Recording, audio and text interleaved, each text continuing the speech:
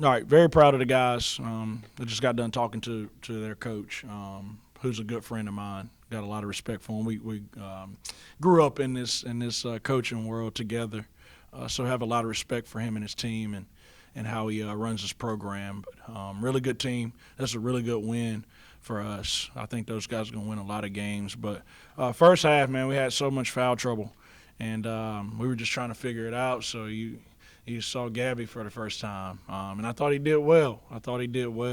And then we were playing funky lineups, and I thought we managed that first half about as well as we could have. We turned the ball over way too much.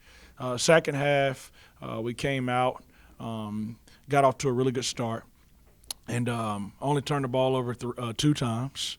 We got to the foul line a bunch. We held them to 40% from the field and 23% from the three-point line, and we assisted on 15 of our we had 15 assists on 23 made field goals. So very proud of the guys, and now the main focus, which is always the main focus, is academics and making sure that they get rest and recover. Coach, before I ask about the game, Elijah Jamison not on the bench today, not on the roster. Do you mind sharing his status? Yeah, Elijah is not going to be a part of our program anymore, and we wish him nothing but the best. The pace of play in this game really high in the first half and then kind of slowed down in the second half. Yeah. What do you think it was that – I know you said you guys were turning the ball over a bunch too, but you guys did have the lead. What do you think it was slowing the game down that you guys were able to hold them up? What went into that?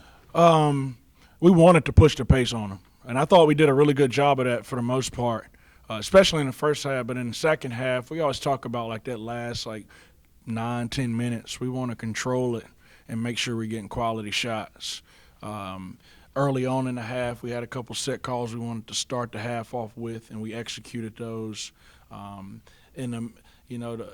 that, we were running and gunning a little bit, and then we started to control so we could put some control on where we were getting our shots from and who was taking the shots. So that's what you saw, and then at the end we just wanted to mature a little bit and bleed the clock out and play winning basketball.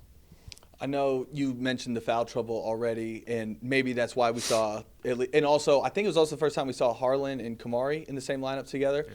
More than just having to play it from foul trouble, what did you think of the big front court lineups that you had to play today?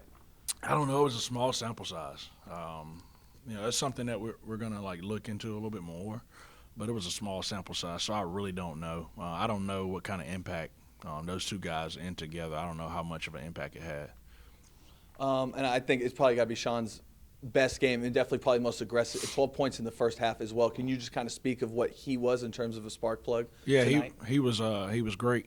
His energy was infectious. He was all over the place, and I've been on him about his defensive energy. He was getting deflections, he was getting steals, he was on a defensive glass. He had a double at halftime, and then that led to him having a few points. So if they can all focus on their defensive energy, it's going to be really good for our team.